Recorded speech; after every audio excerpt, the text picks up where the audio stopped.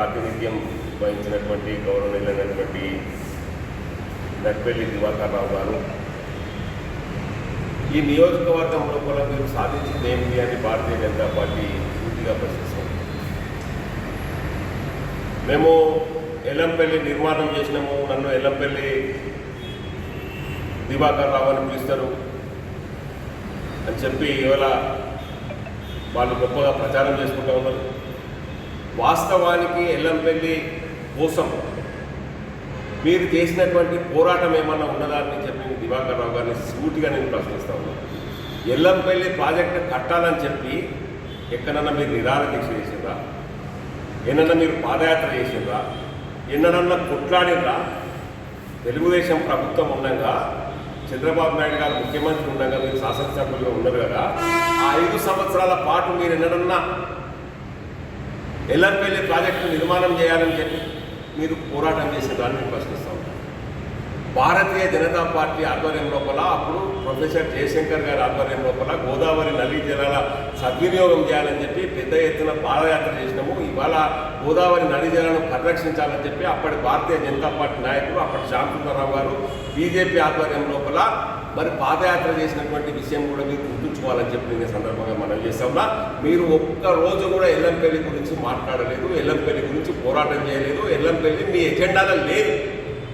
యాదృచ్ఛికంగా వచ్చినటువంటి ఎల్లంపల్లి ప్రాజెక్టును ఉపయోగించుకొని ఎల్లంపల్లి దివాకర్ రావుగా పేరు సంపాదించుకున్నారు. దీనికి ఎల్లంపల్లి దివాకర్ రావు అని పేరు ఎందుకు వచ్చినాయంటే ఎల్లంపల్లి లోపల జరిగినటువంటి ప్రతి అవినీతి కార్యకలాపాల లోపల మీకు పార్ట్నర్షిప్ కమిషన్ ఉన్నది కాబట్టి ఈ మంచిర్యాల నియోజకవర్గం, మంచిర్యాల జిల్లా ప్రజలందరూ మిమ్మల్ని ఎల్లంపల్లి దివాకర్ రావు అంటారు తప్ప మీరు ఎల్లంపల్లి నిర్మించినందుకు, ఎల్లంపల్లి ప్రాజెక్టుకి కష్టపడి మన వైఎస్ రాజశేఖర రెడ్డి గారిని ఒప్పించి మెప్పించి తెచ్చి ఈ ప్రాంత రైతులకు ఇచ్చినందుకు మిమ్మల్ని ఎల్లంపల్లి దివాకర్ రావు అంటలేదని చెప్పి ఈ సందర్భంగా నేను మీకు విజ్ఞప్తి చేస్తాం. మరి ఎల్లంపల్లి లోపల మీరు ఇవాళ ఎల్లంపల్లి నిర్మాణం అయి 15 సంవత్సరాలు మీరు నిర్మాణం మొదలుపెట్టిన తర్వాత 15 సంవత్సరాల పాటు మీరు శాసనసభ్యులుగా ఉన్నారు కదా. 18 సంవత్సరాలు ఉన్నటువంటి అమ్మాయిలందరికీ, ఆడవాళ్ళందరికీ 2 లక్షల రూపాయలు ఇస్తామని చెప్పింది కదా. ఎందుకు ఇలా ఇప్పటి వరకు మీరు ఏం చేసేది పోరాటం? మీ పైసలు ఎందుకు రాలేదు ఎల్లంపల్లి దివాకర్ రావు గారు? దీంట్లో మీకు కమిషన్ రాదని లేదా? ఇందిరమ్మ ఇళ్ల పేరిట మీద 70,000 రూపాయలు ఇస్తామన్నారు కదా. ఇప్పటికి ఎంతమందికి ఇచ్చారు? గోదావరి అవతలకి ఏమో పైసలు వస్తాయి, గోదావరి అవతలలో మీరు శాసనసభ్యులుగా ఉన్నటువంటి ప్రాంతం లోపల మాత్రం డబ్బులు రావు. టోటల్ ప్యాకేజీ కింద 3,70,000 రూపాయలు ఇస్తా అన్నారు కదా. ఇల్లు రానులకు, భూములు రానులకు ఇప్పటికీ రానటువంటి వాళ్ళు చాలామంది ఉన్నారు. దివాకర్ రావు గారు, మీరు దాని మీద ఎందుకు ఇప్పియలేదని చెప్పి భారతీయ జనతా పార్టీని మళ్ళీ సూటిగా ప్రశ్నిస్తారని చెప్పి నేను ఈ సందర్భం. రఘునాథరావు గారు ఎందుకు చేస్తారు, ప్రెస్ మీట్లు ఎందుకు పెడతారని మీరు బాధపడతా ఉన్నారు. ఇవాళ రఘునాథరావు గారు రైతుల కోసం ఇవాళ చేయలే. ఆయన ఎన్నడో మీ యొక్క కమిషన్ల మీద రైతులను కాపాడాలని చెప్పి భారతీయ జనతా పార్టీ ఆధ్వర్యం లోపల రఘునాథరావు గారు దండపల్లి నుంచి కలెక్టరేట్ వరకు పాదయాత్ర ఎందుకు చేసినాయంటే కష్టపడి 6 కాలం కష్టపడినటువంటి రైతుల యొక్క శ్రమను, వాళ్ళు పండించినటువంటి పంటను మరి బస్తాకు 4 కిలోల చొప్పున, 5 కిలోల చొప్పున మీరు కాంట్రాక్టర్లతోటి కుమ్మక్కై, రైస్ మిల్లర్లతోటి కుమ్మక్కై రైతులను దోసుకుంటా ఉంటే ఆ దోపిడీ ఆపాలని చెప్పి మరి రఘునాథరావు గారు పాదయాత్ర చేసినారు. ఆ రోజే చేసినారు. ఈ రోజు కొత్తగా రఘునాథరావు గారు మరి రైతుల విషయం మాట్లాడాల్సినటువంటి కొత్త విషయం ఏం లేదు.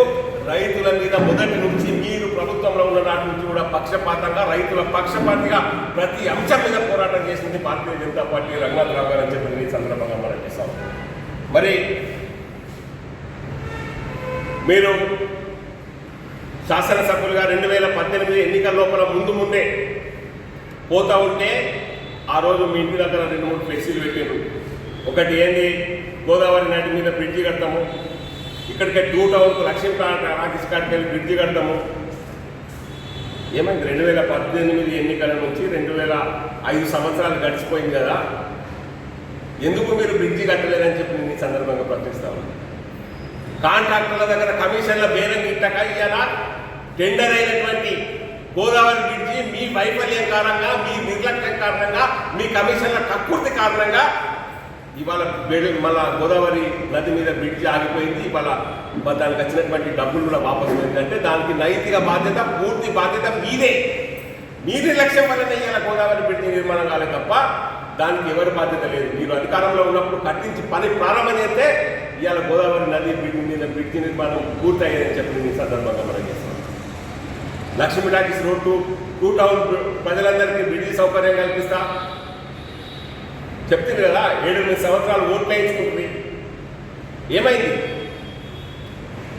ఎందుకు ఇవాళ 2 టౌన్కి బ్రిడ్జి ఇక్కడ కనీసం ప్రారంభం కాలేదని చెప్పి నేను ఈ సందర్భంగా మిమ్మల్ని ప్రశ్నిస్తా ఉన్నాను. కేవలం కొబ్బరికాయలు కొట్టుడు, ఎత్తిపోల పథకాలకు హరీష్ రావు తోటి కొబ్బరికాయలు కొట్టించిండు. ఏమైంది? ఎలక్షన్లు అయిపోయినాయి, ఎందుకు రాలే? ప్రజలను మభ్యపెట్టడము తప్ప మీకు ఈ ప్రాంతం లోపల అభివృద్ధి పట్ల కానీ దేని పట్ల కానీ మీకు మరి చిత్తశుద్ధి లేదని చెప్పి ఈ సందర్భంగా మనం ఇస్తాం. శాసనసభ్యులుగా మీరు ఎన్నికైన తర్వాత ఎన్నికయ్యేటువంటి ప్రాంతం లోపల నేను కూడా ఆ సందర్భం లోపల ఇక్కడ చదువుకున్నటువంటి సందర్భం లోపల ఇక్కడ 100 ఫీట్ల బైపాస్ రోడ్, 100 ఫీట్ల బైపాస్ రోడ్ అని అనేది ఎప్పటికీ వైశ్య భవన్ దగ్గర నుంచి సుందరపర్తిల దాకా మీరు శాసనసభ్యులుగా ఎన్నికైన తర్వాత ఆ భూములన్నీ మాయమైనాయి. ఎటువైనా భూములన్నీ ఎవరి దగ్గర ఉన్నాయి? ఎందుకు బైపాస్ రోడ్ నిర్మాణం జరగలే? దీనికి బాధ్యులు ఎవరు? దీని అన్నిటికీ దివాకర్ రావు గారు జవాబు చెప్పాల్సినటువంటి అవసరం ఉంది. 2-3 సంవత్సరాలు అయిపోయింది. ఓటమి పాలైపోయినాము. ప్రజలు మమ్మల్ని మర్చిపోతూ ఉన్నారు.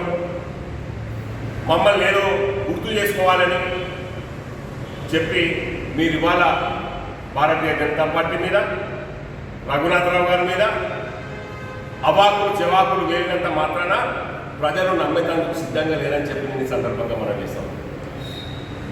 గౌతమి కుమారుడు పెద్ద ఎత్తున భారతీయ జనతా పార్టీ తమిళనాడు అధికారంలోకి ఎందుకు వస్తలేదు, కేరళలో అధికారంలోకి ఎందుకు వస్తలేదు అని చెప్పి నానా విధంగా అడిగారు.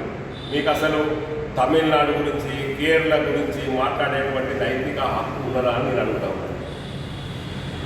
మీ యొక్క టీఆర్ఎస్ పార్టీ మహారాష్ట్రలో కూడా పార్టీ పెట్టిందయా? ఎన్ని సీట్లలో పోటీ చేసిండ్రయా? ప్రజల సొమ్ము కొండపోయి పంజాబ్లో పంచిపెట్టి వచ్చింది కదా మీ కేసీఆర్ సారు ప్రజల తెలంగాణ ప్రజల కష్టపడ్డ సొమ్ము పంజాబ్లో పంచిపెట్టి వచ్చింది కదా. ఎందుకు పోటీ చేయలేదా? అక్కడ మహారాష్ట్రలో పోటీ చేస్తుంది, కర్ణాటకలో పోటీ చేస్తామంటుంది. ఎందుకు గెలవలేదు? మరి స్థానిక పరిస్థితులు ఉంటాయి. ఎక్కడ పరిస్థితులలో ఎప్పుడు గెలవాలో అప్పుడు ఎక్కడ ఏ రకంగా ప్రవర్తించాలో భారతీయ జనతా పార్టీకి తెలుసు. భారతీయ జనతా పార్టీ ఎక్కడ గెలవాలి, ఎక్కడ ఓడిపోతుందని చెప్తే మీరు చెప్తే వినేటువంటి దయనీయమైనటువంటి పరిస్థితులలో భారతదేశం లోపల లేవు. ఈ భారతదేశాన్ని 15 సంవత్సరాల పాటు కాంగ్రెస్ ఏతర ప్రధానమంత్రిగా ఏలినటువంటి చరిత్ర ఇవాళ నరేంద్ర మోడీ గారికి ఉన్నది తప్ప మీ కేసీఆర్ ఏదో 10 ఏళ్ళు కాగానే అడ్రస్ లేకుండా బయట కదా, అట్లాంటిది ఏం లేదు. భారతీయ జనతా పార్టీ దగ్గర తప్పకుండా అన్ని రాష్ట్రాలలో కూడా మా బలం ఉన్నది. ఎప్పుడు ఎక్కడ ఏ రకంగా ఉపయోగించాలో మా మోడీ గారికి, అమిత్ షా గారికి, మా నడ్డా గారికి అందరికీ తెలుసు. మీరు మాకు పాఠాలు చెప్పాల్సినటువంటి అవసరం లేదని చెప్పి నేను ఈ సందర్భంగా మీకు విజ్ఞప్తి చేస్తాను. భారతీయ జనతా పార్టీ నిధుల గురించి ఎలక్షన్ నిధుల గురించి మాట్లాడుతున్నారు. ఎలక్షన్ నిధుల గురించి రఘునాథరావు గారు మంచిర్యాల కార్పొరేషన్ల పరిధిలో కానీ, మంచిర్యాల అసెంబ్లీ పరిధిలో కానీ నిలబడ్డ అభ్యర్థులకు ఏం చేసిండ్రు, పార్టీ ఏమిచ్చింది, ఆయన ఏమిచ్చిండు అనేది ప్రజలకు అందరికీ తెలుసు. మీరు చెప్పాల్సినటువంటి అవసరం లేదు. మీరు చెప్తే నమ్మేటువంటి పరిస్థితి లోపల కూడా పార్టీ కార్యకర్తలు ఎవరు లేరు. దానికి మాకు తెలుసు. మీకు పిల్లికి పిచ్చమైన వాళ్ళు, మీరు ఎవరికి చాలా అనిపోయినోళ్ళు, కార్యకర్తకు ఆకలి అవుతుందని అడగనోళ్ళు, మీరు కూడా భారతీయ జనతా పార్టీ నిధుల గురించి మాట్లాడతారంటే ఈ యొక్క సభ్య సమాజము తలవెత్తుకునేటువంటి విధంగా మాట్లాడుతున్నారు తప్ప దాంట్లో ప్రతి ఒక్కరు నవ్వుతాను. కార్యకర్తల నిధుల గురించి, కార్యకర్తల కష్టం గురించి మాట్లాడతారు మీరంటే. మీ ముందర, మీ నాయన ముందర మడిపల్లి శ్రీనివాస్ అనే ఎక్స్ఎంపీని మందపల్లి వెంకట శ్రీనివాస్ అనే ఎక్స్ఎంపీ గారిని లేవట్టుకొని గొరగొర గుంజుకపోతా అంటే ఇట్లా నోరెళ్ళు పెట్టి చూసిండు మీ నాయన. ఎడధర్నా చేసిండు ఆయన. ఎందుకు ఆపలేదే ఆ రోజు? భారతీయ జనతా పార్టీ కార్యకర్తల మీద చీమ ఆలినా, ఈగ ఆలినా భారతీయ జనతా పార్టీ తీవ్రంగా ప్రతిస్పందించిందని చెప్పి నేను ఈ సందర్భంగా మనం చేస్తా ఉన్నాను. రైతుల కోసం ధర్నా చేస్తే రఘునాథ్ గారి మీద 2 కేసులైనా ఇప్పటికి కూడా నడుస్తూ ఉన్నది. మీ నాన్న అయ్యాము లోపల ఏం పోరాటం చేసిన రైతుల గురించి అని కూడా మీరు అడిగారు.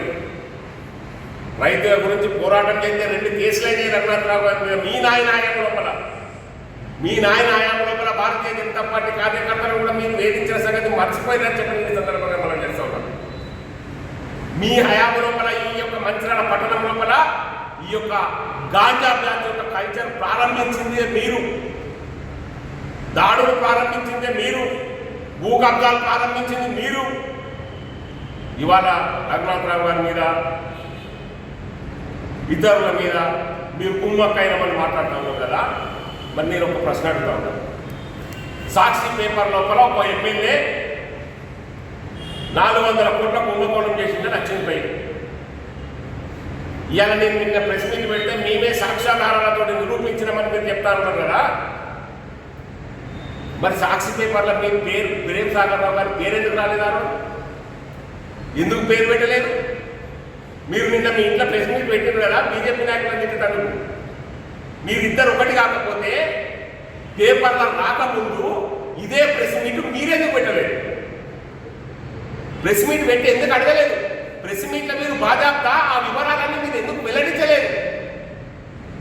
మీరు రఘునాథ్ పేపర్లు వచ్చిన తర్వాత దమ్ము ధైర్యంతో భారతీయ జనతా పార్టీ స్టేట్ ఆఫీసులో కూర్చొని పేరు పెట్టి మరి ఇది ఎవరో కాదు ఫలానా వ్యక్తి అని చెప్పి ప్రేమ్ సాగర్ రావు అనేటువంటి వ్యక్తి యొక్క ఈ యొక్క వచ్చినటువంటి వార్త అని ధైర్యంగా ఈడీ ఎంక్వైరీ చేపిస్తామని ప్రకటించినటువంటి నాయకుడు మా యొక్క భారతీయ జనతా పార్టీ రాష్ట్ర ఉపాధ్యక్షులు రఘునాథ్ వెల్లపల్లి గారు తప్ప దొంగదారిన దొడ్డిదారిన పేపర్లు వచ్చిన వార్తలన్నింటినీ మేమే రాయించడము, నాది కష్టము నా కష్టం, మీ కష్టాన్ని నిరూపించుకోగా మేము అర్థమా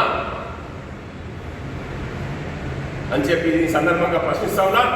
భారతీయ జనతా పార్టీ కార్యకర్తలను ఎట్లా కాపాడుకోవాలో మాకు తెలుసు. మీరు చెప్పినంత మాత్రాన మీరు మీ యొక్క మడిపల్లి శ్రీనివాసులు పట్టుకపోతే కనీసం జైలుకి పోయి పరామర్శించలేదు. మా జయరామ్ గారి విషయం, రామనాథ్ గారి విషయము, చక్రి గారి విషయము, మా మాజీ ప్రధాన కార్యదర్శి విషయము మాట్లాడుతూ ఉన్నారు కదా. ఇంకా సగం మంది మీద కేసులు మీ హయాంలో పెట్టినాయి కదా. మేమేం చేసినాము, మేము పార్టీ ఏం చేస్తా ఉన్నది అనేది మాకు తెలుసు. మీ సర్టిఫికెట్ మాకు అవసరం లేదని చెప్పి నేను సందర్భంగా మనం చేస్తున్నా. అదేవిధంగా ఇక మీదట భారతీయ జనతా పార్టీ మీద కానివ్వండి, భారతీయ జనతా పార్టీ నాయకుల మీద కానివ్వండి అవాకులు చెవాకులు పేరితే చట్టరీత్యా మేము ప్రొసీడ్ అవుతామని చెప్పి నేను హెచ్చరిక జారీ చేస్తా ఉన్నా. భారత్ మాతాకి జై.